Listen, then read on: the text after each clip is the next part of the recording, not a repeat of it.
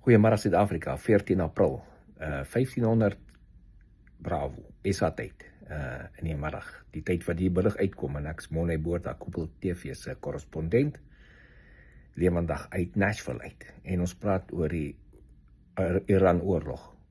Op die oomblik is daar nog steeds 'n skietstaking aan die gang, en die skietstaking gaan nou tot 21 April, hang af wat Iran doen.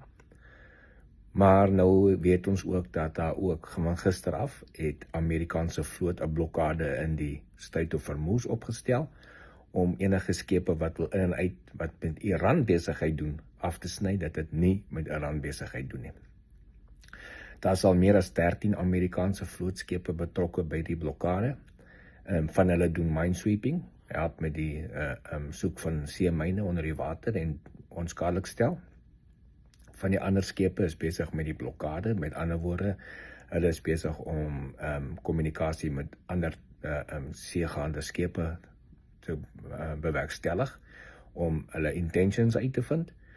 En dit is wat die meeste van die ander surferskepe doen, en daar is ook 'n paar duikbote betrokke, wat onder water hang en gereed staan vir enige moontlikheid om enigiets te doen in terme van 'n aanval of iets in daai ding. So, as ons kyk na die rol van daai vlootskepe wat die blokkade maak, daar's ook 'n gedeelte van hulle wat gaan help met om kommersiële verkeer te eskort deur die Strait of Hormuz. So wat beteken daai blokkade? Dit beteken dat geen skip kan in of uitgaan om Iran besigheid te doen nie.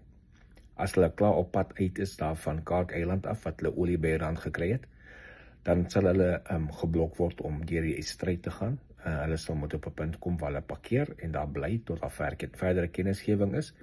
Of as hulle naby in die stryd is, sal hulle toegelaat word om deur die stryd te ry, sodat daar nie 'n ophou van skepe binne die stryd is nie. En sodra hulle aan die ander kant van die stryd is, aan die suidekant van die stryd in die oper golf in is, sal hulle daar geforseer word om te parkeer, en as hulle nie wil nie, sal hulle geboord word deur Marines, en die Marines sal die skip vir hulle parkeer. Dis so hulle daai goed beheer. Enige ander skip wat daar deur ry wat met die res van die Midde-Ooste besigheid doen, hulle sal toegelaat word om in en uit te ry soos hulle wil.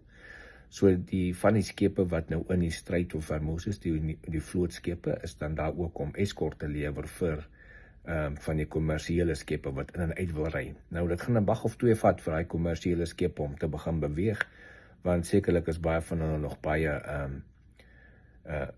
ski om te gaan, miskien nervous om te gaan, want hulle het nog daai stelle bedreiging van Iran. Hulle wil sien dat Iran nie op hulle gaan skiet nie.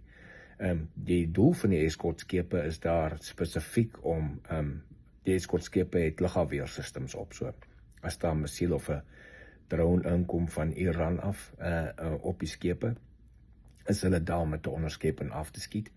Of as daar 'n versboot inkom van die op die oppervlakte, seevlak, met een van die klein versboats met Iranse ouens op, dan het hulle vermoë om hy bote te sink.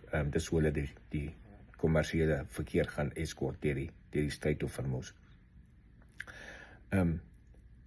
Baie mense vra, maar hoekom raak die Houthis nie regtig betrokke om die Rooi See se kant af te sny, dan sny hulle skip aan al twee kante af nie?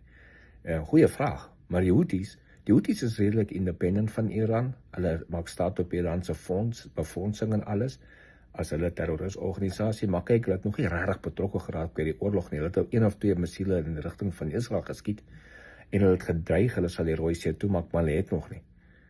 Want hulle weet baie goed, as hulle dit doen, word hulle gewipe van die map af. Dan gaan die skepe en alles wat Amerika gereed het om Iran in te val met 'n groot strike, net hulle teikens op die Houthis sit. En die Houthis kan dit nie weerstaan nie. As geen manier die Houthis gaan staan, is daar volskaalse strike op die Houthis se stellings is in waar hulle in die suide van Jemen is nie. So hulle weet, hulle moet liewers nie betrokke raak nie, want dit gaan nie vir hulle lank hou nie.